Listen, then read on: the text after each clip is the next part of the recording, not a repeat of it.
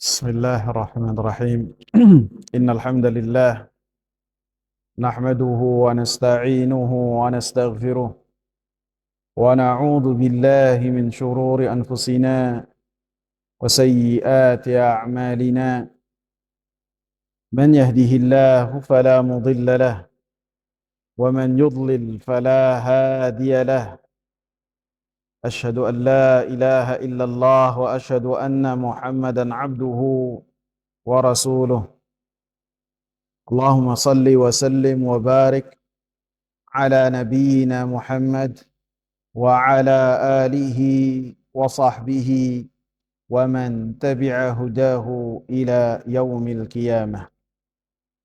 Hadirin jamaah yang saya muliakan, kita masuk ke bab yang baru. Ingat anak kasih tanda.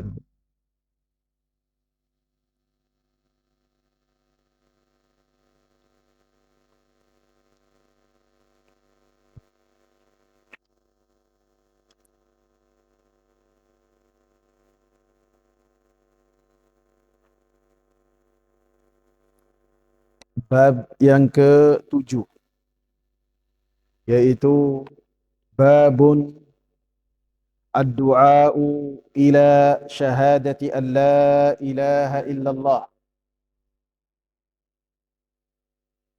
Bab, jadi bisa dibacanya babun ad-du'a'u ila syahadati an la, bisa dibaca demikian. Bisa juga dibaca dengan babud du'a'i ila syahadati an la ilaha illallah. Kedua-duanya bisa. Babun ad-du'a'u ila syahadati an la ilaha illallah. Bab berdakwah kepada kesaksian la ilaha illallah.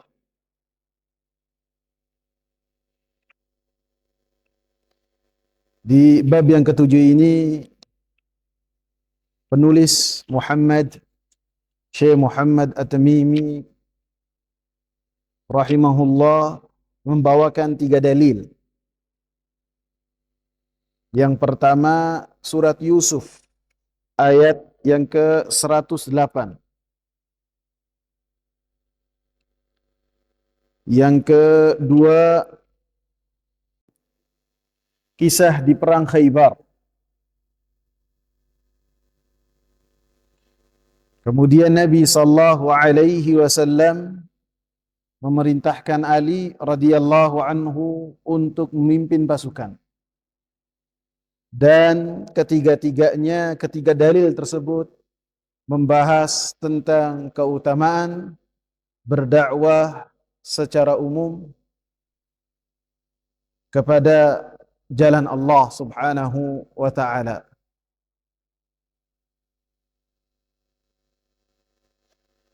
Dalam bab ini ada penyusunan bab yang sangat luar biasa sekali yang telah dilakukan oleh penulis, yaitu Syekhul Islam Muhammad At-Tamimi rahimahullah.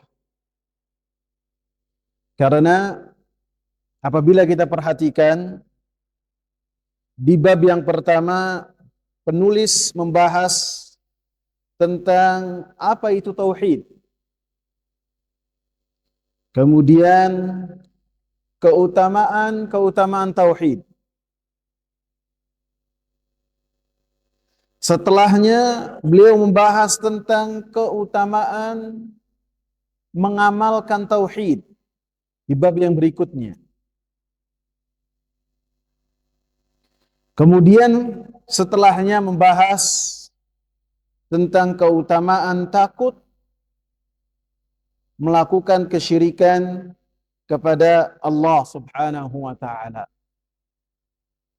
Jadi apabila ketiganya di dalam diri seseorang telah tertanam, keutamaan tauhid, pengamalan tauhid, apa itu kesyirikan, dan pentingnya rasa takut kepada Allah, termasuk takut untuk terjerumus dalam kesyirikan. setelahnya dibahaslah keutamaan atau bab berdakwah kepada kalimat la ilaha illallah. Karena menyeru kepada kesaksian tiada ilah yang berhak disembah kecuali Allah Subhanahu wa taala adalah termasuk dari dampak seseorang ataupun bekas seseorang ataupun efek seseorang dalam mengamalkan kalimat la ilaha illallah. Jadi ada bekas-bekasnya. Ada dampak-dampak yang positif. Yaitu ketika seseorang mengamalkan tauhid secara benar dan dia mengamalkan kalimat la ilaha illallah secara sahih. Kemudian di dalam hatinya ia meyakini bahwasanya Allah Subhanahu wa taala lah yang pantas diibadahi dan Allah Subhanahu wa taala tidak layak untuk disekutukan, untuk diserikat dalam seseorang beribadah. Dan Allah Subhanahu wa taala lah yang ditaati dan tidak dimaksiat. Allah Subhanahu wa taala diingat dan tidak boleh dilupa atau dilalaikan. Dan Allah Subhanahu wa taala patut untuk seseorang bersyukur kepadanya dan tidak kufur kepada Allah Subhanahu wa taala. Maka apabila di dalam hati seseorang sudah ada keyakinan yang itu semua adalah bentuk pengamalan terhadap kalimat la ilaha illallah, maka di dalam diri seseorang tersebut akan sangatlah besar hak Allah Subhanahu wa ta'ala. Sehingga apabila seorang memiliki keyakinan demikian di dalam hatinya, maka ia berharap untuk semua orang taat kepada Allah Subhanahu wa ta'ala. Untuk semua orang bertauhid kepada Allah Subhanahu wa ta'ala. Dan semua yang ia miliki pun ia lakukan, ia jadikan dalam rangka pengamalan dan berdakwah di jalan kalimat la ilaha illallah wa Muhammadur Rasulullah. Yang kedua, bahwasanya berdakwah terhadap kesaksian kalimat la ilaha illallah termasuk rasa syukur terhadap rasa syukur kepada Allah Subhanahu wa taala atas karunia Allah Subhanahu wa taala yang sangat besar kepada kita, yaitu karunia Allah Subhanahu wa taala memberikan kepada kita taufik, memberikan kepada kita hidayah dengan mengenalkan kita kepada dakwah tauhid. Sehingga ketika sebagian orang sibuk dengan beribadah kepada selain Allah Subhanahu wa taala, kemudian kita mendapatkan taufik, hidayah dari Allah untuk beribadah hanya kepada Allah Subhanahu wa taala, untuk cinta hanya kepada Allah Subhanahu wa taala, untuk tunduk dan patuh kepada Allah Subhanahu wa taala semata, maka itu adalah karunia dari Allah Subhanahu wa taala. Konsekuensinya kita mengabarkan kepada manusia. Wa amma bi ni'mati rabbika fahaddits. Dan adapun dengan karunia yang Allah Subhanahu wa taala berikan kepada engkau, maka hendaklah engkau bincangkan, engkau cakapkanlah karunia Allah Subhanahu wa taala. Al-Imam Mujahid rahimahullah, ahli tafsir dari kalangan tabi'in, ketika membahas surat Ad-Duha ayat 11, wa amma bi ni'mati rabbika fahaddits, nikmat ini adalah nikmat kenabian yang Allah Subhanahu wa taala berikan kepada Nabi Muhammad sallallahu alaihi wasallam. Artinya, wahai Nabi Muhammad, sampaikanlah apa yang dengannya engkau mendapatkan kenabian. Maka ketika engkau menyampaikan hal tersebut, maka engkau bersyukur kepada Allah Subhanahu wa taala. Dan ini adalah seruan kepada Nabi Muhammad sallallahu alaihi wasallam dan umatnya pun ikut dalam perintah ini untuk mengemban perintah ini. Artinya, tidaklah ada yang lebih besar daripada karunia kecuali karunia hidayah. Dan tidak ada karunia yang lebih besar dari hidayah kecuali hidayah tauhid. Yang Allah Subhanahu wa taala berikan kepada kita.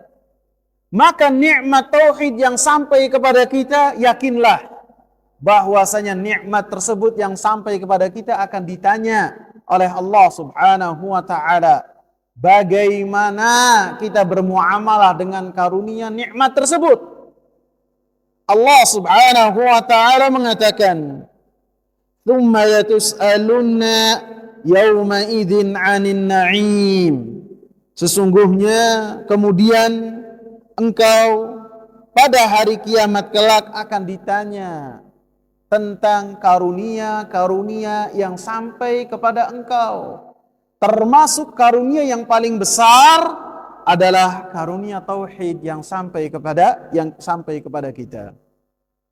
Sebelum kita masuk ke dalam pembahasan yang berkaitan dengan dakwah kepada tauhid dan apa saja yang harus kita perhatikan di dalam pembahasan ini, bukan berarti setelah kajian ini setiap dari yang hadir kemudian pulang dan menjadi da'i dan berdakwah di jalan Allah. Bukan, artinya bukan demikian. Akan tetapi artinya apa yang kita terima dan apa yang kita miliki haruslah kita amalkan. Setelah itu kita sampaikan kepada orang-orang yang terdekat. Bukan berarti setelah kajian ini setiap dari kita jadi ustadz, bukan. Apalagi Ustadz Indramayu banyak ya. Bukan. Akan tetapi kita dapati, kita laksanakan amal ilmu tersebut, kita amalkan, setelah itu kita berikan kepada keluarga kita. Karena orang-orang yang terdekat dari kita inilah yang lebih berhak untuk mendapatkan kebaikan dari diri kita. Allah Subhanahu wa taala mengatakan dalam surat Tahrim ayat yang ke-6, "Ya ayyuhalladzina amanu qu anfusakum wa ahlikum nara." Wahai orang-orang yang beriman, jagalah diri-diri kalian dan jagalah keluarga kalian dari api neraka. Di antaranya dengan pengamalan dengan kita bertauhid kepada Allah Subhanahu wa taala. Hadirin jamaah yang saya muliakan, dakwah kepada Allah Subhanahu wa taala dan di jalan Allah Subhanahu wa taala adalah kewajiban yang paling besar. Sehingga di dalam Al-Qur'anul Karim Allah Subhanahu wa taala mengulang-ulang perintah untuk berdakwah di jalan Allah Subhanahu wa taala. Wa man ahsanu qawlan mimman da'a ila Allah.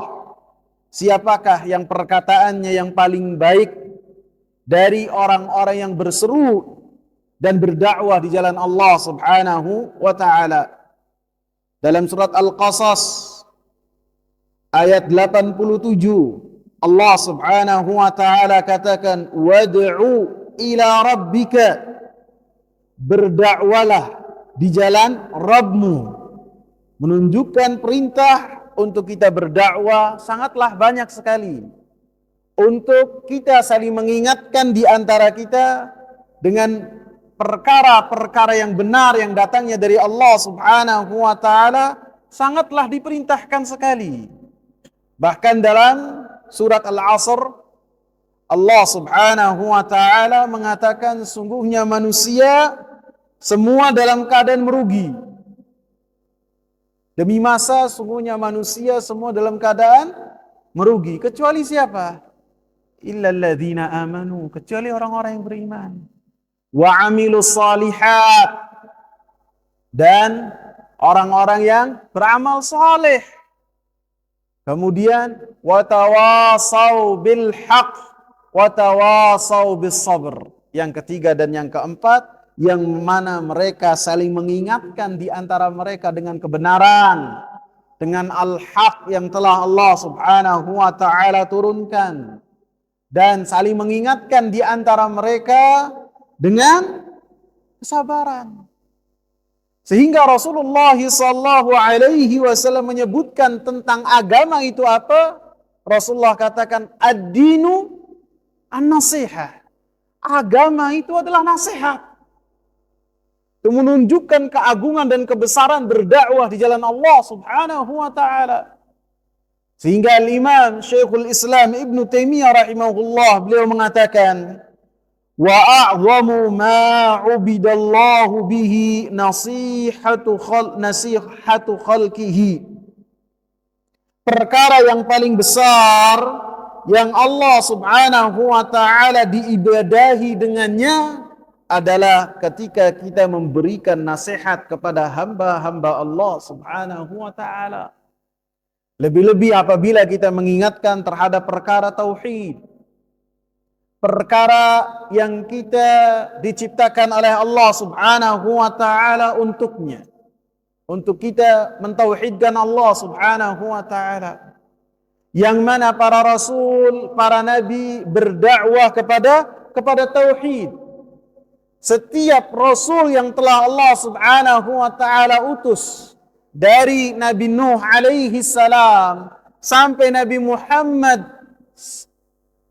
sallallahu alaihi wasallam, mereka semua adalah orang-orang yang lantang mengingatkan kaumnya, ani'budullaha ma lakum min ilahin ghairuh. Beribadahlah kalian untuk beribadah hanya kepada Allah Subhanahu wa taala. Dari Rasul yang pertama Nabi Nuh sampai Nabi Muhammad sallallahu alaihi wasallam, untuk mengingatkan terhadap supaya manusia bertauhid hanya dan beribadah hanya kepada Allah Subhanahu wa taala.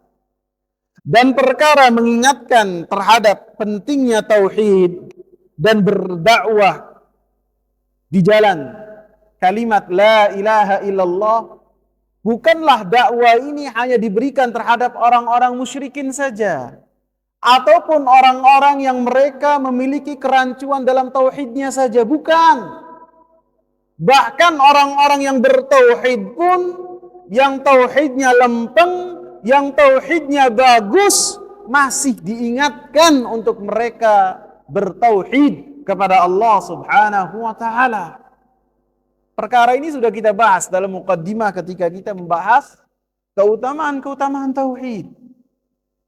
Rasulullah mengingatkan kepada para sahabat, yang mana para sahabat adalah aulia Allah, para wali-walinya Allah, yang mana para sahabat adalah sadatul muwahhidin, pemimpin-pemimpinnya para muwahhidin. Diingatkan oleh Rasulullah sallallahu alaihi wasallam untuk mereka senantiasa bertauhid kepada Allah Subhanahu wa taala. Rasulullah sallallahu alaihi wasallam katakan, "Bayi'uni ala an la tusyriku billahi syai'a." Berbaiatlah kalian kepadaku untuk kalian tidaklah melakukan kesyirikan kepada Allah Subhanahu wa taala sedikit pun. Ini siapa? Para sahabat diingatkan oleh Rasulullah sallallahu alaihi wasallam dengan perkataan ini. Mereka adalah orang-orang yang tauhidnya luar biasa. Dibahas oleh Rasulullah sallallahu alaihi wasallam untuk mereka itu bertauhid. Di dalam hadis lain, hadis Aus ibn Malik, Beliau mengatakan, kunna ma'an Nabi sallallahu alaihi wasallam tis'atan atau thamaniyatan atau sab'atan. Kami bersama dengan Nabi sallallahu alaihi wasallam dan jumlah kami itu kalau tidak 9 orang, 8 orang, 7 orang. Kemudian Rasulullah sallallahu alaihi wasallam mengatakan, ala tubayi'una Rasulullah, apakah kalian tidak mau untuk berbaiat kepada Rasulullah? Rasul mengingatkan kepada 9 orang atau 8 orang atau 7 orang ini untuk mereka berbaiat kepada Rasulullah. Maka Aus dan para sahabatnya mengatakan, qad baya'naka ya Rasulullah, sungguh kami telah berbaiat kepada engkau wahai Rasulullah. Kemudian Nabi sallallahu alaihi wasallam mengulang perintahnya dan para sahabat pun mengulang jawabannya. Kemudian hatta basatu aydiyahum. Kemudian 8 orang ini atau 7 orang ini atau 9 orang ini mereka menjulurkan tangan-tangan mereka sembari mereka berkata, qad baya'naka ya Rasulullah, fa'ala ayyi syai'in nubayi'uk. Wahai Rasulullah, kami telah berbaiat kepada engkau, maka terhadap apakah lagi kami berbaiat kepada engkau? Maka Rasulullah mengatakan, an ta'budullaha wa la tusyriku bihi syai'a wa tuqimus salah wa tu'tuz zakah. Kalian berbaiat untuk beribadah hanya kepada Allah Subhanahu wa taala dan tidak melakukan kesyirikan kepada Allah sedikit pun. Untuk kalian menegakkan salat dan menunaikan zakat. Jadi para sahabat mereka telah berbaiat, diminta lagi oleh Rasulullah untuk berbaiat dalam perkara apa? Supaya mereka bertauhid kepada Allah dan menjaga tauhid mereka dan hati-hati terhadap kesyirikan.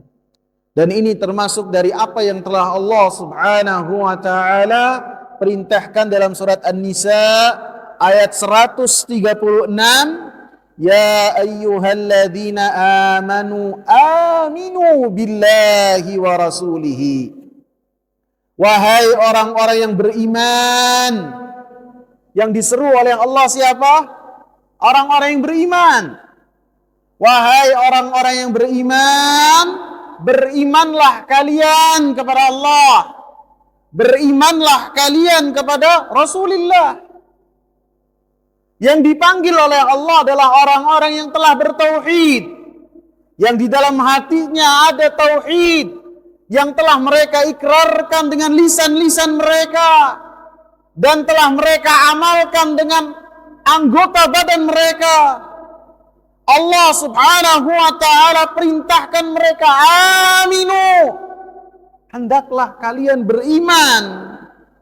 Artinya ketika seseorang berusaha untuk senantiasa tetap di atas tauhid, untuk dia itu senantiasa berada di atas kalimat la ilaha illallah, maka hendaklah untuk senantiasa diingatkan dengan kalimat la ilaha illallah.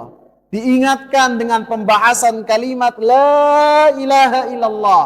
Sebagaimana Rasulullah sallallahu alaihi wasallam memulai dakwahnya dengan kalimat tauhid dan diakhiri dengan kalimat tauhid. Beliau memulai dakwahnya dengan mengatakan qulu la ilaha illallah tuflihu. Wahai orang-orang Quraisy, katakanlah kalimat la ilaha illallah, niscaya kalian akan selamat. Katakanlah kalimat la ilaha illallah, niscaya kalian akan berjaya. Ucapkanlah kalimat la ilaha illallah, niscaya kalian akan menjadi penguasa. Itu di awal dakwahnya Rasul.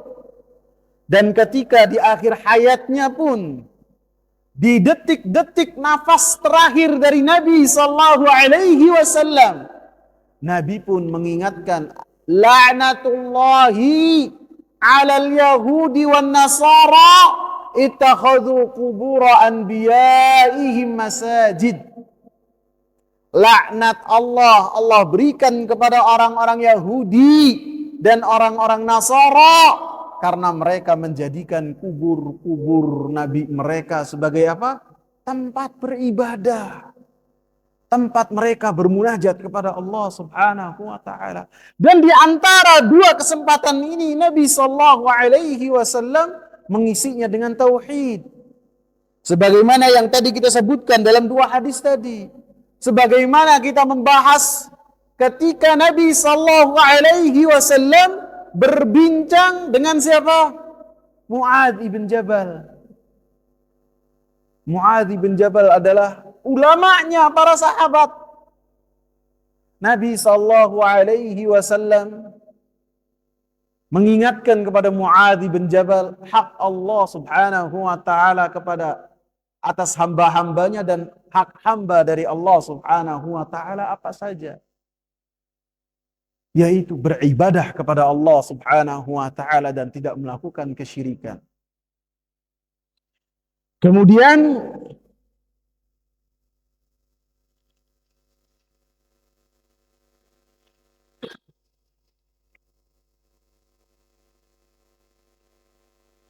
dalam saya juga mengambil dari kajiannya Syekh Saleh Sindi hafizahullah, bukan dari perkataan saya ya. Ketika beliau membawakan muqaddimah tentang bab ini, beliau mengatakan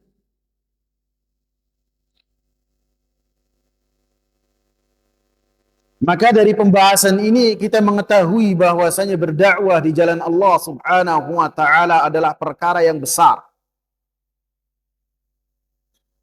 Maka tidak layak bagi penuntut ilmu untuk berdiam diri sedangkan antara hak dan kebaikan di depan matanya bertarung. Dan yakinlah bahwasanya agama Allah Subhanahu wa taala senantiasa Allah Subhanahu wa taala sempurnakan. Kemudian beliau katakan, "Fal ta'lam ya Abdullah annaka ila da'wati wa ila dinillahi ahwaju minha ilaik." Maka ketahuilah wahai hamba Allah, sesungguhnya engkau ini kepada dakwah itu sangatlah butuh.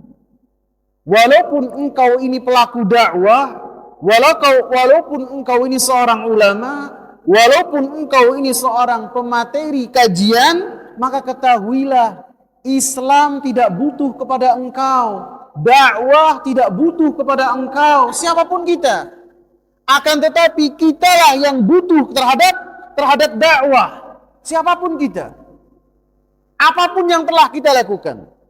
Maka beliau katakan, "Idza kunta tadhunnu annaka satad'u li anna ad-da'wata bihaja ilaik, fan-nasihatu an tajlisa wa la tasna' syai'a." Apabila engkau mengira ketika engkau berdakwah di jalan Allah, engkau meyakini bahwasanya dakwah itu butuh kepada engkau, maka nasihat dariku hendaklah engkau duduk diam manis di rumah, jangan melakukan apapun juga. Fadinullahi mansurun bika wa bi ghairika. Maka agama Allah Subhanahu wa taala pastilah akan ditolong oleh Allah Subhanahu wa taala, baik dengan engkau ataupun dengan selain engkau.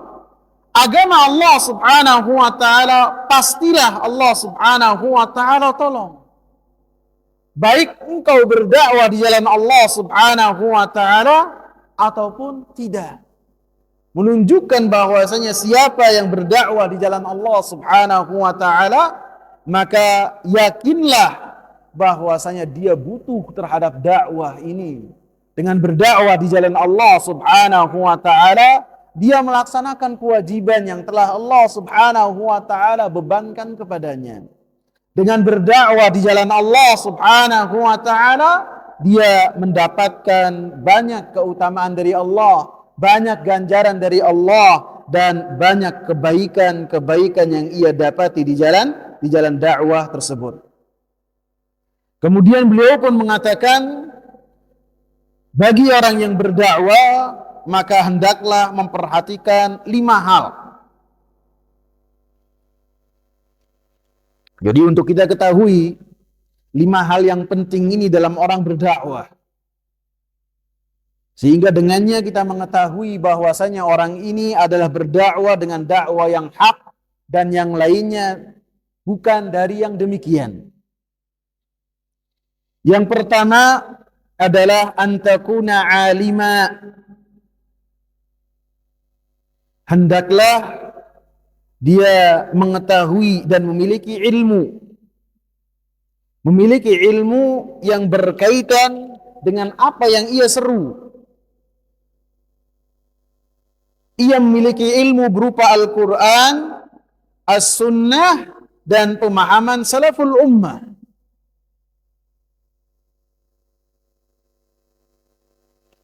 Sehingga apabila seseorang tidak memiliki ilmu, maka tidak boleh baginya untuk berdakwah. Karena Allah Subhanahu wa ta'ala syaratkan bagi orang-orang yang mengucapkan kalimat la ilaha illallah saja untuk dia memiliki ilmu. Lebih-lebih bagi orang-orang yang berdakwah di dalam kalimat la ilaha illallah. Karena apabila seseorang ketika berdakwahnya tanpa memiliki ilmu, maka kerusakan yang ia lakukan lebih banyak daripada kebaikan-kebaikan yang ia dapat.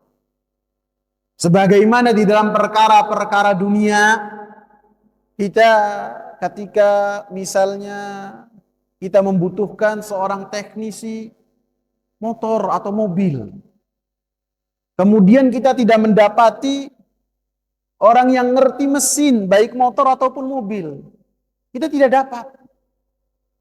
Kemudian kita dapati karena kita misalnya atau seorang mogoknya itu di sawah, di toang, tidak ada bengkel, kemudian dia sendiri tidak bisa, kemudian ada petani yang lagi bajak. Kita panggil, mang ke sini.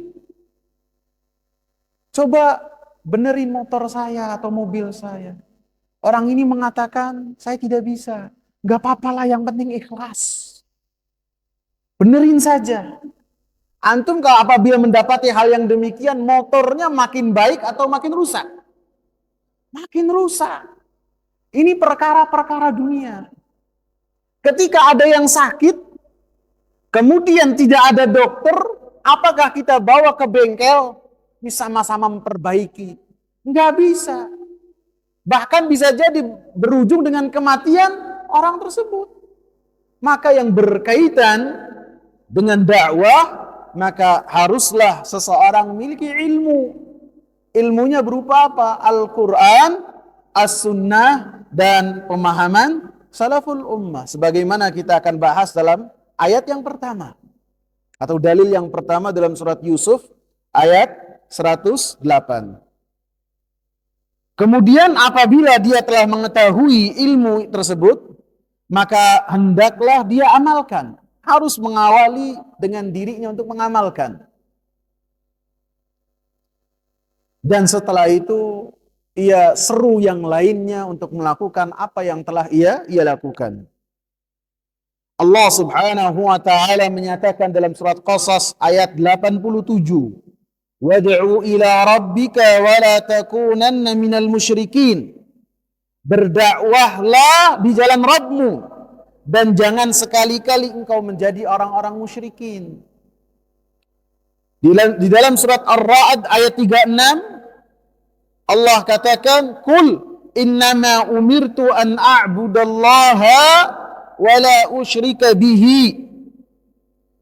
Katakanlah wahai Nabi Muhammad, sesungguhnya saya diperintahkan untuk beribadah hanya kepada Allah dan tidak melakukan kesyirikan kepadanya. Wa ilaihi ad'u, dan kepada jalan tersebut saya menyeru. Artinya ketika ada perintah, ada ilmu, diamalkan ilmu tersebut. Setelah itu ia perintahkan kepada yang lainnya. Disebutkan bahwasanya Al-Imam Ibnul Jauzi, beliau adalah seorang orator besar, seorang alim. Beliau apabila berada di atas mimbar, maka orang-orang yang mendengar apa yang beliau khutbahkan terbawa dengan apa yang ia katakan. Maka satu waktu ada seorang budak belian datang kepada Ibnul Jauzi. Dia mengatakan, wahai Ibnul Jauzi, wahai imam, wahai syekh, saya ini budak belian, capek jadi budak belian. Capek.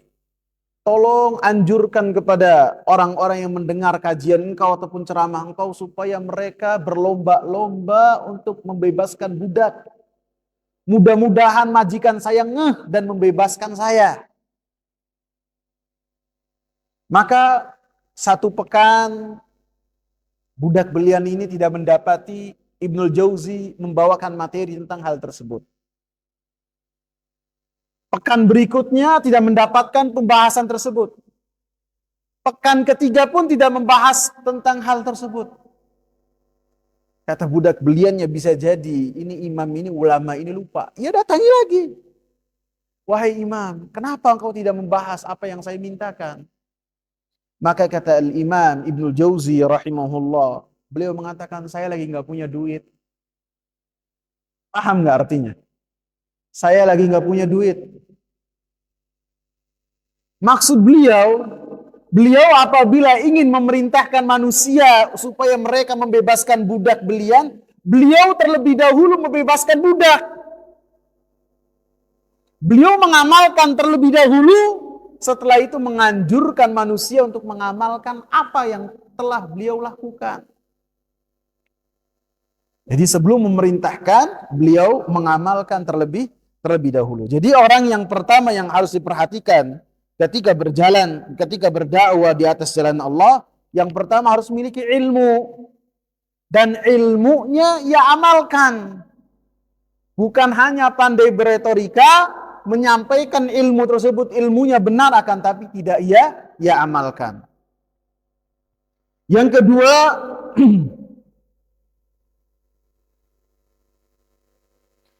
kedua, hendaklah dia memiliki kasih sayang.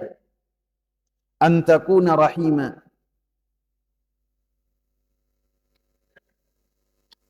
Karena kasih sayang ataupun rahmat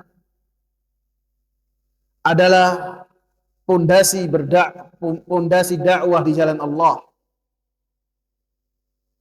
Karena kasih sayang yang ada di hati seorang dai menjadikan dai tersebut berdakwah di jalan Allah Subhanahu wa taala. Karena orang yang berdakwah di jalan Allah Subhanahu wa taala motivasinya harus kasih sayang. Ia memiliki kasih sayang untuk menyelamatkan manusia dari azab Allah Subhanahu wa taala. Lebih-lebih yang berkaitan dengan kesyirikan. Maka seorang dai harus ada di pelupuk matanya kasih sayang, melihat orang-orang yang melakukan kemaksiatan kepada Allah Subhanahu wa taala dengan dua perspektif. Yang pertama, ia harus benci terhadap kemaksiatan tersebut. Akan tetapi kepada pelakunya ia harus memiliki rasa kasih sayang bahwasanya orang-orang tersebut melakukan perbuatan dosa kepada Allah Subhanahu wa taala. Terhadap perbuatannya ia benci, akan tetapi terhadap pelakunya ia memiliki kasih sayang dan upaya supaya orang-orang tersebut selamat dari azab Allah Subhanahu wa taala. Dan Rasulullah katakan ataupun Allah mengatakan, wa ma arsalnaka illa rahmatan lil alamin. Sesungguhnya dan tidaklah kami mengutus engkau wahai Nabi Muhammad kecuali sebagai rahmat untuk semesta alam. Dan Rasulullah katakan, ana rahmatun muhdah. Saya adalah rahmat yang Allah Subhanahu wa taala berikan kepada alam semesta ini. Rasulullah sallallahu alaihi wasallam ketika berdakwah di jalan Allah Subhanahu wa taala senantiasa memiliki kasih sayang kepada orang-orang yang ada di hadapannya. Ketika suku Daus didakwai oleh kepala sukunya. Dan mereka tidak taat dan patuh kepada kepala sukunya yang telah beriman kepada Rasulullah sallallahu alaihi wasallam. Sampai kepala sukunya, ketua mereka berkata kepada Rasulullah, "Ya Rasulullah, kutuklah mereka." Saking udah pegelnya, saking udah capeknya mengingatkan kaumnya supaya tunduk dan patuh kepada Allah dan Rasulnya, akan tapi mereka membangkang. Sehingga orang ini mengatakan, "Ya Rasulullah, ud'u ala Daus." Wahai Rasulullah, doalah kejelekan terhadap suku Daus.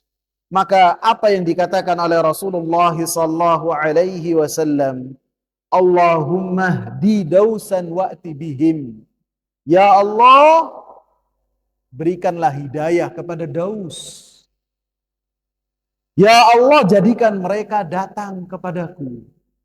Padahal kepala sukunya, orang yang seharusnya memberikan perlindungan kepada suku tersebut, sudah capek dan berkata kepada Rasulullah, "Ya Rasulullah, kutuklah mereka." Akan tapi Rasulullah sallallahu alaihi wasallam tidak melakukan hal tersebut. Sebagaimana ketika Rasulullah sallallahu alaihi wasallam datang ke kota Taif, ketika mendapati orang-orang di Mekah, gangguan mereka semakin menjadi-jadi kepada Rasulullah sallallahu alaihi wasallam, maka Rasulullah bersama dengan Zaid bin Harithah datang kepada Bani Abdi Yakalil dengan harapan supaya mereka memberikan suaka kepada Rasulullah.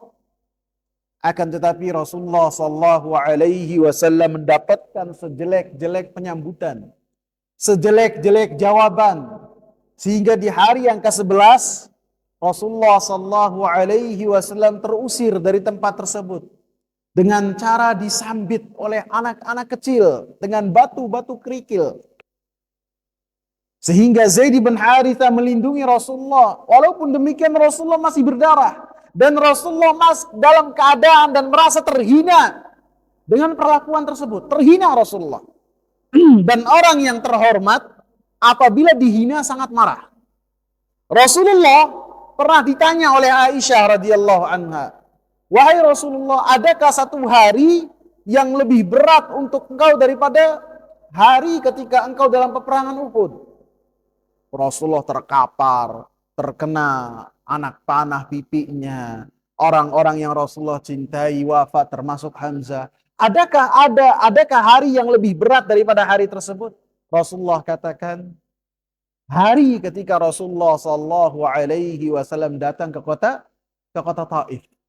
Rasulullah merasa terhina dan lebih berat daripada apa yang beliau rasakan dalam perang Uhud. Maka Allah Subhanahu wa taala mengutus malaikat gunung. Dan malaikat gunung menawarkan kepada Rasulullah, "Ya Rasulullah, apabila engkau izinkan, karena Allah telah memerintahkanku supaya taat kepada engkau, saya akan menimpukkan dua gunung ini ke orang-orang yang telah menghinakan engkau." Apa yang Rasulullah katakan? Kasih sayang yang muncul dari diri Rasulullah sallallahu alaihi wasallam. Rasulullah sallallahu alaihi wasallam katakan, "Bal arju an yukhrijallahu min aslabihim qauman ya'budunallaha wa la yusyrikuna bihi syai'a." Akan tapi saya berharap untuk dari anak keturunan mereka ada orang-orang yang beribadah kepada Allah Subhanahu wa taala dan tidak melakukan kesyirikan kepada Allah Subhanahu wa taala sedikit pun. Maka bagi seorang dai yang berdakwah di jalan Allah Subhanahu wa taala hendaklah memiliki kasih sayang, dan hendaklah mereka memiliki kasih sayang ketika menyampaikan apa yang Allah Subhanahu wa taala berikan kepada mereka berupa ilmu. Sebagaimana Rasulullah sallallahu alaihi wasallam memerintahkan Muadz dan Abu Musa al-Asy'ari, "Basyira wa la tunaffira." Jadikanlah manusia itu mendapatkan kabar gembira dari engkau, dari kalian berdua, dan janganlah menjadikan mereka kabur dari dakwah yang mulia ini. Kemudian yang ketiga,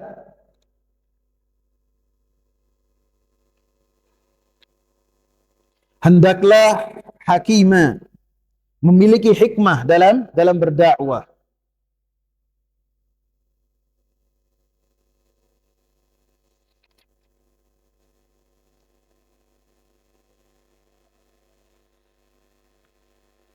Artinya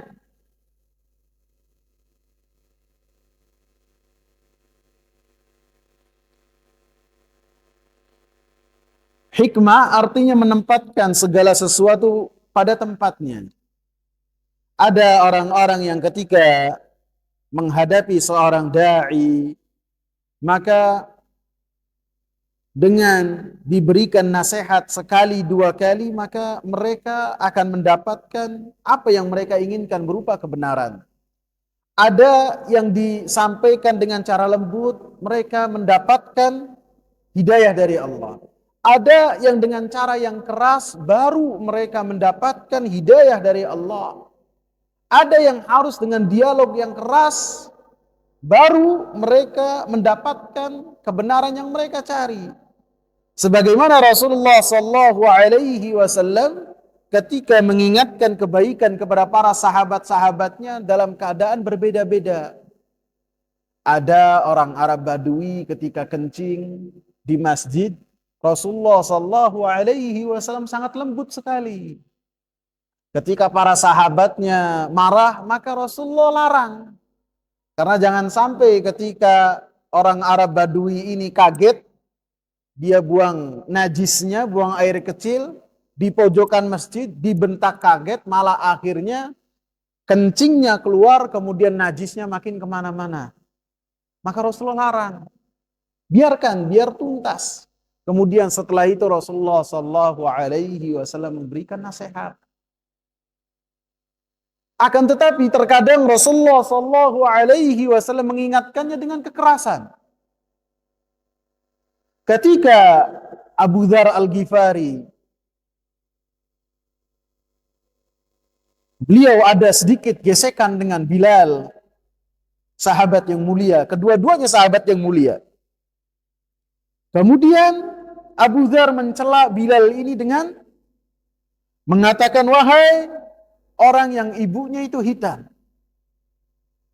Maka Rasulullah sallallahu alaihi wasallam membentak Abu Dzar. Bahkan dipegang kerahnya Abu Dzar. Innaka mru'un fika jahiliyah.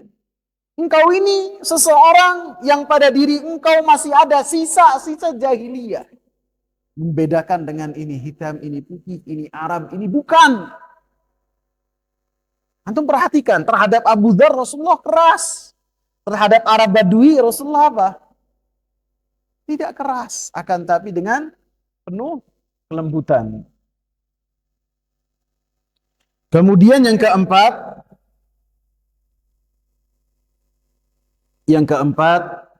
hendaklah seseorang ketika berdakwah memiliki hati yang selamat. Allah subhanahu wa ta'ala mensifati Nabi Ibrahim alaihi salam dalam surat As-Saffat ayat 84, idh jaa'a rabbahu biqalbin salim. Dan ingatlah ketika Nabi Ibrahim datang kepada Allah dengan hati yang selamat. Nabi Ibrahim alaihi salam adalah imamul muwahhidin. Beliau adalah seorang yang berdakwah kepada tauhid di tengah manusia pada saat itu di dalam kegelapan kesyirikan kepada Allah subhanahu wa ta'ala. Dan kita pun diperintahkan oleh Allah subhanahu wa ta'ala untuk mengikuti jalannya Nabi Ibrahim alaihi salam. Maka ketika kita berdakwah kepada dakwah yang telah dilakukan oleh Nabi Ibrahim, maka hendaklah dengan hati yang selamat yaitu memurnikan tujuan, memurnikan niat hanya untuk Allah Subhanahu wa taala. Sehingga ketika mengingatkan manusia supaya mereka berada di jalan Allah Subhanahu wa taala dalam rangka mengharap apa yang ada di sisi Allah Subhanahu wa taala, bukan untuk supaya mendapatkan sanjungan, bukan untuk supaya orang-orang menghormati, tidak, akan tapi supaya manusia tunduk dan patuh kepada Allah Subhanahu wa taala. Sehingga ketika tujuan tersebut tercapai, walaupun manusia itu mengikuti Allah bukan dari jalan kita, dari perkataan kita, dari nasihat kita, maka kita pun akan senang dengan apa yang dilakukan oleh manusia. Wallahu ta'ala a'lam.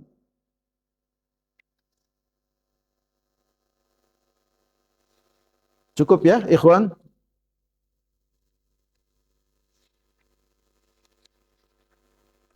Dan apa yang saya bahas ini saya bawakan dari muqaddimah yang dibawakan oleh Al-Syekh Dr. Saleh bin Abdul Aziz bin Uthman Sindi, hafizahullah.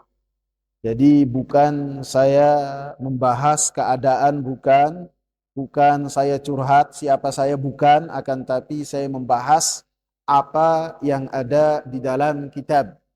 Dan apa yang saya bahas ini bukanlah supaya menjadikan kita itu penceramah, bukan. Akan tapi supaya kita mengamalkan firman Allah, "Qu anfusakum wa ahlikum nara." Jagalah diri-diri kita dan keluarga kita dari api neraka. Sehingga apa yang kita dapat dari kajian-kajian, maka kita amalkan dan kita sampaikan kepada keluarga-keluarga kita. Ada pertanyaan, ikhwan? Silakan. Masih ada sisa waktu.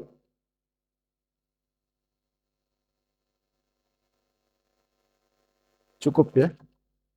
Subhanakallahumma bihamdika asyhadu an la ilaha illa anta astaghfiruka wa atubu ilaik. Assalamu alaikum warahmatullahi wabarakatuh.